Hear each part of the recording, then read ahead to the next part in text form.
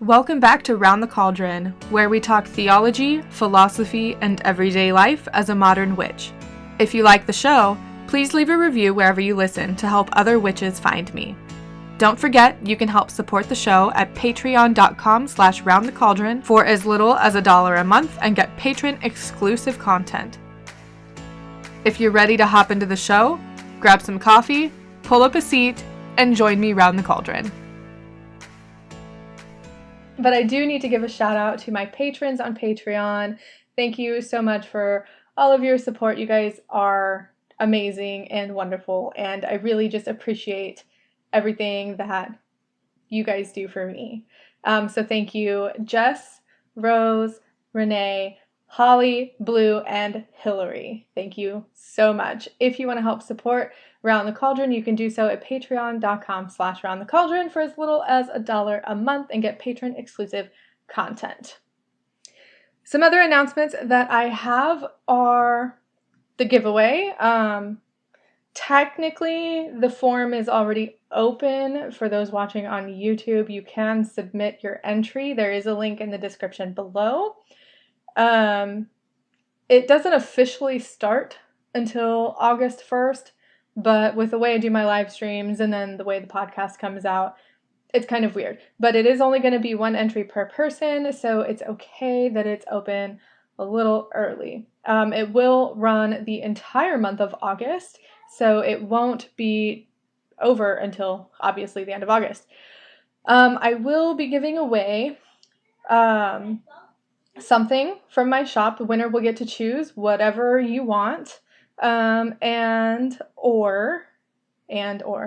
something from my shop, or a book of your choice, no more than $30 at this point. So the winner will get to choose. Make sure that you go to the link in the description. Podcast listeners, the link will be in the show notes already, and go ahead and enter the giveaway. I'm excited to see who wins. And this giveaway is for hitting 500 subscribers. I haven't hit 1,000 subscribers quite yet. That's okay.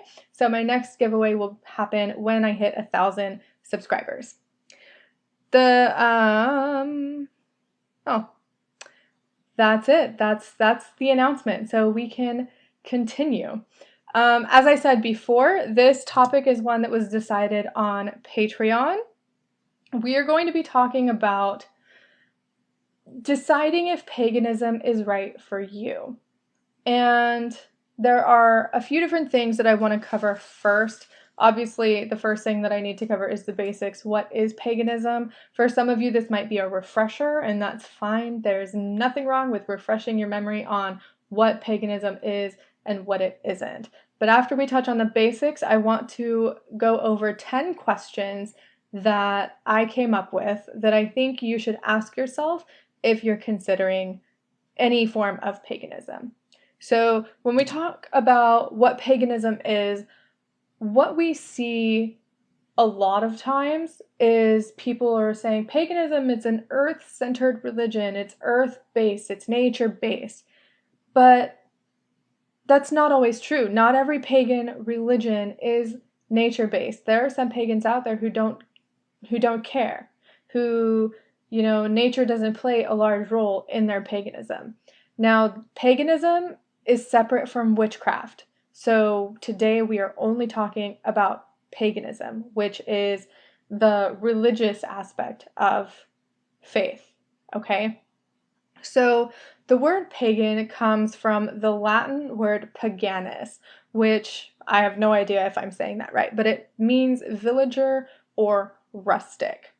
But the Roman use of this word actually meant civilian or incompetent soldier, which I just find really funny. But knowing the etymology, knowing where the word comes from, is important when we begin talking about what the word pagan means today.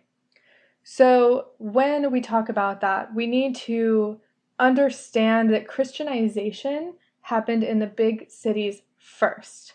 So the word pagan was ascribed to those who lived on the outskirts of cities or in rural areas.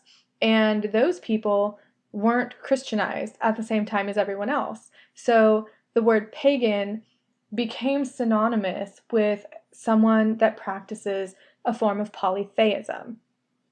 Today, though, the word pagan generally just means someone who doesn't practice an Abrahamic faith, like Christianity, Catholicism, Judaism, Islam, etc. Now, some examples of modern paganism are going to be Irish paganism, obviously, Asatru, I think I'm saying that right, which is following the Norse deities, Druidry, Wicca, Hellenismos or Hellenic paganism, which would be those that follow the Greek pantheon either in a reconstructionist or a revisionist manner. And I think Satanism is also classified as a pagan religion since it's not technically Abrahamic. It doesn't have anything to do with Christianity. Please feel free to correct me if I'm wrong. That's just something that I thought was right. It makes sense in my own brain. Okay, so deciding if paganism is right for you is a very personal decision. It's a very personal choice that you have to weigh a lot of different options. And it's funny because you might not even realize that you're thinking about these things. You might not even realize going into it that maybe it's not right for you. So if you're seriously considering paganism, then these are the types of questions that I feel like you should ask yourself. The first question is going to be, why paganism? Okay, why are you drawn to it? Why do you want to be a pagan? There are good reasons and there are bad reasons. So a good reason would be that something in your heart is calling to you to explore paganism. Something is calling you to explore different pantheons of gods and goddesses and other beings. A bad reason to get into paganism is out of spite because maybe your parents or your family will hate it and you just want to do it just to get under their skin. Okay, that's a really bad reason to look into being a pagan. So, question number 1, why do you want to be pagan? The next question that I think is important is to ask yourself what you think you already know about paganism. Because paganism is an umbrella of many, many, many different faiths and religious beliefs. There is not just one type of paganism. So this is something important for you to realize if you're just coming to paganism, or if you're refreshing your memory and just going through and doing some shadow work maybe. But what do you think you already know? Do you have any biases or prejudice or preconceived notions about what it means to be pagan? Do you think that all pagans have their own temple, or all pagans have their own altar and spend 10 hours a day praying to their gods? Or do you believe that all pagans do is LARP, which I've seen that argument made before. If you don't know what LARP is, it's LARP. It stands for live action role play. Some people think that pagans are just going through the motions and pretending, essentially, to be pagan and believe in the gods that they believe in. So, question number 2, ask yourself what you think you already know about paganism. The next question is, are you willing to be your own teacher? 9 times out of 10, you're not going to find a mentor. You're not going to find a teacher. You're not going to have the information spoon-fed to you. And if you do find someone online or in person who is willing to teach you, you still have to put in your own work.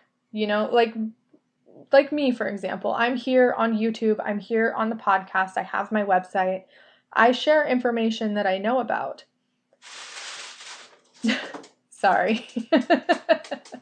She got itchy. I share information that I know about, but I will never say that I'm 100% right all the time.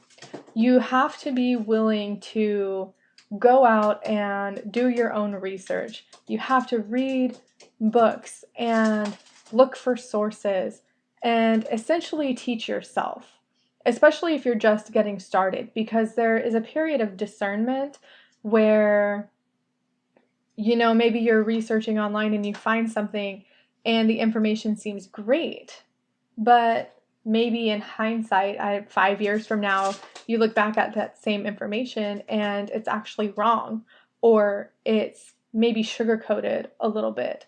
So you have to be willing to be your own teacher and be your own advocate. Go out there and figure out what it is that you're interested in, why you're interested in it, and figure out what sources you can use for accurate information. Question number 4 is, are you willing to admit when you're wrong or when you've made a mistake? This is a big one, in my opinion, because we see it a lot, even outside of the pagan community. There are adults out there who will refuse to admit when they're wrong, or who will refuse to admit their mistakes, or refuse to take responsibility for something that they did that was maybe a little messed up. I think it's important as a pagan, as a person, when you're going and learning and maybe starting your practice, doing your devotions and your offerings, and maybe you misspoke, or maybe you did something incorrectly. I think it's really important to be able to admit when you're wrong, admit when you've made a mistake. Because if we don't make mistakes, we don't really have an opportunity to grow. And if you don't admit when you make a mistake, then you will definitely hinder your growth and hinder your education and research into paganism. It's just a huge hindrance all around. Question number 5 is, are you willing to put in the work? This goes along the same lines of, are you ready to be your own teacher, and will you admit when you're wrong? Paganism is work. It's not like Christianity where you can be baptized and you can, you mess up and you say your Hail Marys and you ask for forgiveness and you're forgiven and everything is fine. It's not like going to church on Sundays or going to church on special occasions and listening and sitting and listening to the pastor or preacher. Paganism isn't like that. And the reason it's not like that is because we're not organized anymore. Paganism, most branches of paganism haven't been quote-unquote organized for a really long time. We don't have a central governing body. We don't have someone who is telling us how to be a pagan.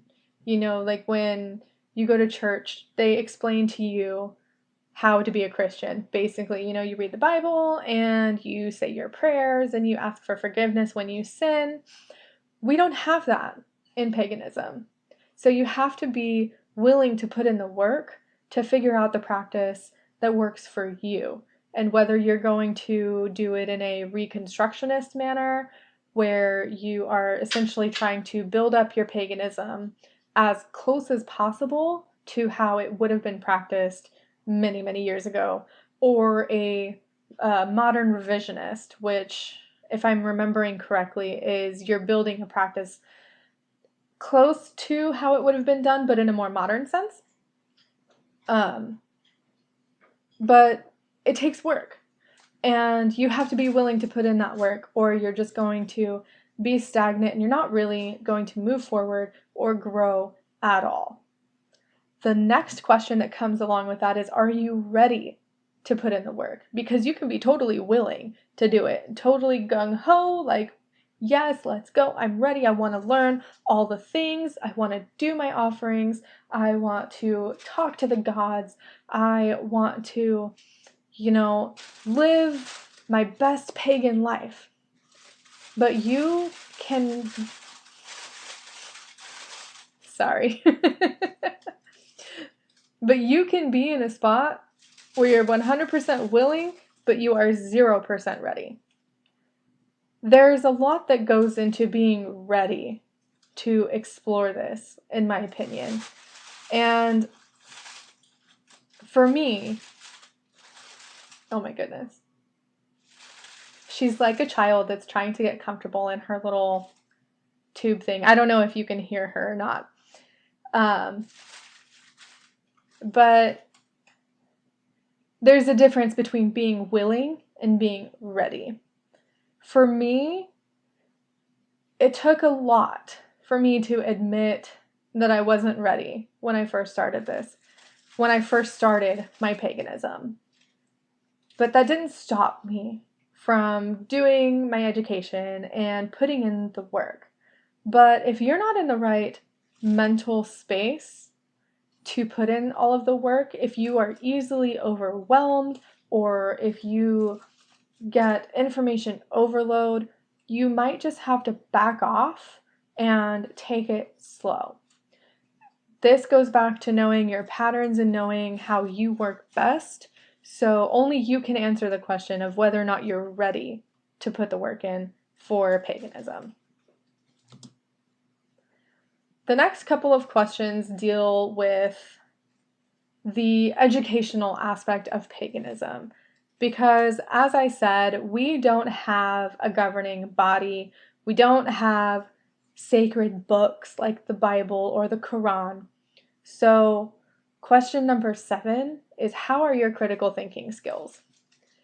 And this is an important question because it goes back to the idea of discernment. You need to be able to think critically about the things that you read online about religion and spirituality and faith. There are some people out there who make a living giving incorrect information. So, critical thinking skills are something that can be honed. They are something that you can work on. It just takes practice, and it does take effort. If it's not something that you're used to and it's not something that you've ever done before, I need to get her a quieter bed. But it's important to think critically about the information that you're taking in, because I'll use an example in Irish folklore about the fair folk, the good neighbors, the fae, the fairies. There was a book written that I haven't read that was supposedly taking information from Irish lore and turning it around and making fairies seem very Tinkerbell-ish, okay? And putting it out there as lore, as mythology and part of the stories of the fae. However, if you know anything about the fae and Irish mythology and Irish folklore, you would know that the fae are not beings that you trifle with. The fae are not Tinkerbell-style fairies that are all cute and glittery and need humans to protect them. That is the furthest thing from the truth. But if you don't have critical thinking skills, and like the next question, how are your research skills? You might take the information from that book as fact. And that is when this misinformation cycle just continues to go on and on and on, because one person reads something from one book and it's just really bad information, and then they turn around and they just spread that information elsewhere, and more people are picking up on that and spreading it around, and then we just have a whole group of people who believe that the Irish fair folk are these teeny cute little things that you can play with. So, ask yourself how your critical thinking skills are, and ask yourself how your research skills are. These are things that can be made better. These are things that just take practice, and they're equally as important as doing your devotionals and giving your offerings in paganism. I had at one point planned to do a series, like a video series on how I do my research, but I don't know what happened to that idea. So if that's something that you're interested in and you would like to see from me, let me know. If you're watching live, put it in the comments.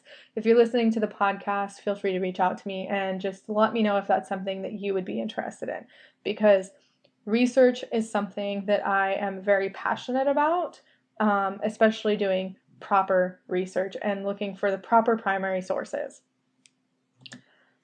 The next question is, are you a minor with non-pagan guardians? This question might seem to come out of left field for some of you. Most of you, I'm assuming, are not minors, but you need to ask yourself if you're a minor with non-pagan parents. And the reason for this is because you can get yourself into a sticky situation by practicing paganism when your parents don't approve. And if you reach out to someone, they probably aren't going to teach you because you're a minor. That doesn't mean you can't do your own research and read the books and find the information online from the free resources, but you will have to use some discernment if you are a minor with non-pagan parents. This will be a very personal thing, and if only you can decide if your parents or guardians will approve or won't approve, basically. And if they don't approve and they tell you that you can't be a pagan, it's hard for me to decide or to give advice on this, because part of me, the teenage part of me that did it anyways when I was a kid, says, do what you want. It's, believe what you want. But then the parent part of me says, no, you should probably listen to your parents. They probably have good reason. But I'm also not your average parent, and my daughter is basically free to make her own decisions.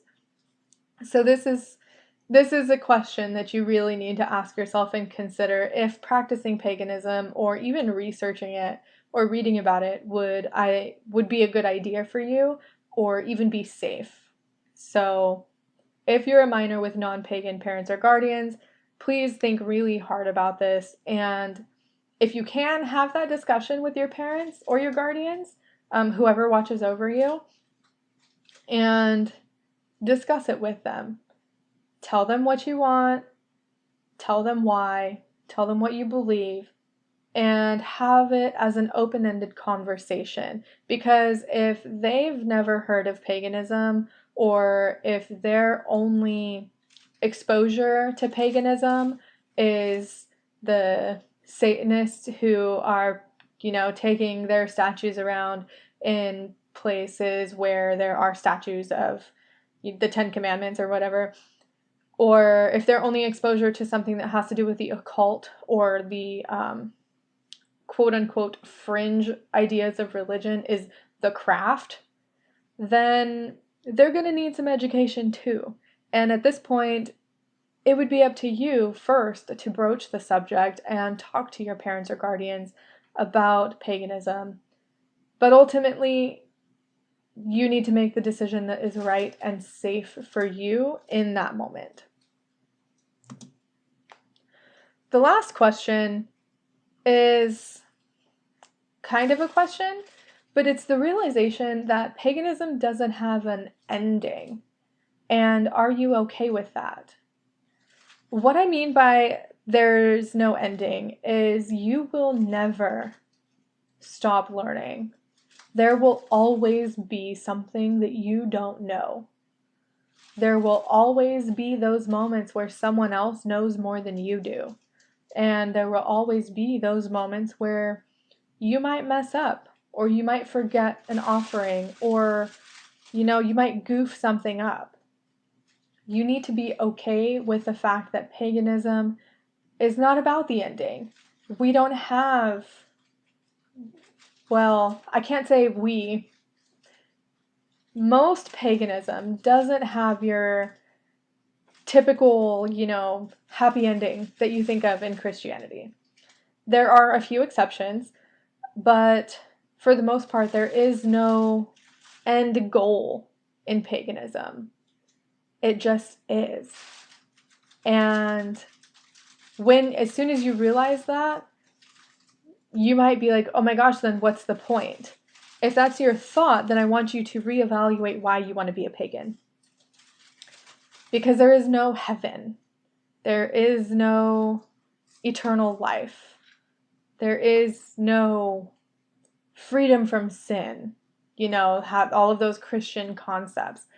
Paganism isn't like that. Now, there are some different types of paganism where there are those end goals, like Valhalla and Helheim in the Norse pantheon. But I don't know enough about that to speak on that, so I'm not even going to touch that subject. But normally, there is no ending. You're always going to be learning. There's always going to be something that you don't know, and you need to be okay with that. So, I hope I didn't make this sound too scary, because it's not. But I'm the kind of person that comes into something new asking myself questions like this.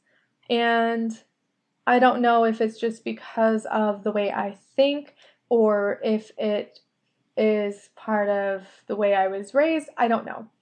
But whenever I'm approaching a new subject or a new topic or something that I want to do, I ask myself these kinds of questions.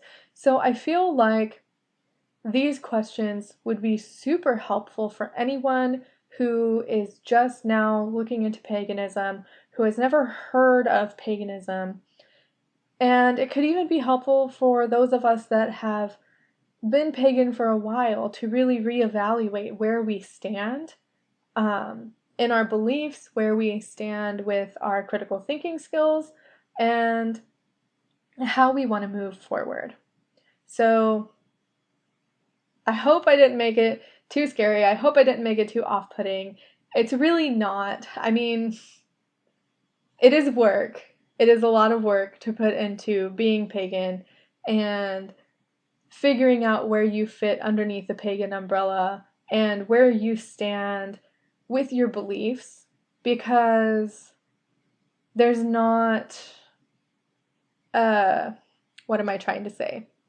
Like, we don't have a Bible that lays everything out for us. We have to go and find them. We have to go find that information because it's historical, or it's, it's in museums or online directories or lost. But we have to go through and do that work if we want to fulfill, I don't want to say proper, if we want to do it, quote unquote, the right way, where we're looking at like Irish paganism, for example, because I'm an Irish pagan. I don't want to take things from Wicca, for example, and bring them into my Irish paganism, because that's not right. So I need to be able to have those skills and the education or the support system, someone that I can go to and ask questions to find the correct information. So if you have any questions, comments, concerns, suggestions, and you're watching this later or you're listening to the podcast, please reach out to me. I will happily talk you through whatever questions you've got or any suggestions or other comments. And stick around for the bonus section. If you're not going to stick around for the bonus section, then I will see you next time. Okay, so now that we have that out of the way, I'm going to go back and look at the chat. I'm going to open that window up here on my computer and just see if there's any questions or anything like that. But, oh, I missed some slides. Boo. Oh, well. Well, here. I'll cover these now because I can edit it into the podcast later. But there are no qualifiers to being a pagan unless that particular branch of paganism has qualifiers. So that is another thing where doing your research and knowing what you're looking for has, it plays a big role. But examining your responses to these questions will help you decide the right answers for you and the right path for you, but ultimately that's a decision you have to make. Okay. Now I'm going to go back through the chat and now we can go into the bonus. Okay, I'm back. I think I accidentally pushed the button to stop streaming. I hope that didn't mess anything up for you. Okay, so I'm going to go through the chat. Now is a good time for me to remind you that if you are watching this live, hit that thumbs up button. Helps me out in the algorithm and all of that stuff. So yes, hi Renee. Hi Cloud. Hi Hillary. Flavia. Hello Megan. I'm finally able to watch the live. Yay, I'm glad that you're here. Renee says, I like the ferret making noises on the videos. She is a turd. It never fails that when I'm recording a video or recording any audio or anything like that, that she decides to roll around in her tube that makes noise. It never fails. It's adorable, but it's distracting. So, it doesn't look like I have any questions in the live chat. Unless you want to pop in any questions now or any comments. Also, since you're watching live, how do you feel about this format with the PowerPoint presentation thing that's here? Was it distracting? Was it helpful? Do you not care? Does it matter at all to you? I feel like it did help keep me on track and kept me from sort of going off on tangents and losing my train of thought. I was able to get all of the information out at one time without spacing, I guess. Hillary, I thought it was pretty cool. Okay, awesome. Was it helpful or did it just not matter? Renee said that they like it. Awesome. Renee said, if it helps me stay on track, then it's helpful for you as well. Thank you. You're so sweet. You're like one of the sweetest people I've ever talked to. I might as well give a heads up. There is a tropical storm brewing somewhere, and it's supposed to make landfall in Florida between Saturday and Sunday. So, depending on what happens with that, I don't know what my live next week is going to look like. I'm hoping nothing happens. I'm hoping they don't upgrade it to a hurricane or anything like that. It would really be crappy if our first year down in Florida, we got hit with a hurricane. But just giving you a heads up, the tropical storm is brewing, and I'll keep everyone updated on Instagram and Twitter and Facebook about what's happening with that, if anything does happen. Flavia, am I saying your name right? Flavia? I hope so. Says, it's just my first time watching a live version. I usually listen to the podcast and watching the video. I like that format. So you like the PowerPoint format? It doesn't, it's not distracting to you and it's helpful. So I guess we can call it good here then if no one has any questions. I don't really have anything else to say other than if you want to take part in the LunaSal Live Hangout, go ahead and put your email in the link below. Click the link below and put your email in. Awesome. Flavia says, yes, I'm saying it right. And the PowerPoint, you like the PowerPoint. Okay, cool. But yeah, if you want to take part in the Lunasa live hangout, click the link in the description and put your email in so that I can send you the invite. And yeah. Oh, if you want to have the option to vote for what we talk about next, you can join me on Patreon for as little as $1 a month. The polling option is open to any tier, and you can help decide what we talk about in the live streams and the podcast episodes. So I guess we can end it here. Thank you all so much for joining me for the live. If you're watching later, thank you for watching, and I will see you next week. Bye for now. Thank you so much for listening to Round the Cauldron. Don't forget that you can join me on Patreon for as little as $1 a month and get patron exclusive perks and content. This includes polls on what we're going to talk about next, as well as my other videos before they go live. You can also join in on these discussions live every Thursday at 2 p.m. Eastern Time on YouTube. I'll talk to you soon. Bye for now.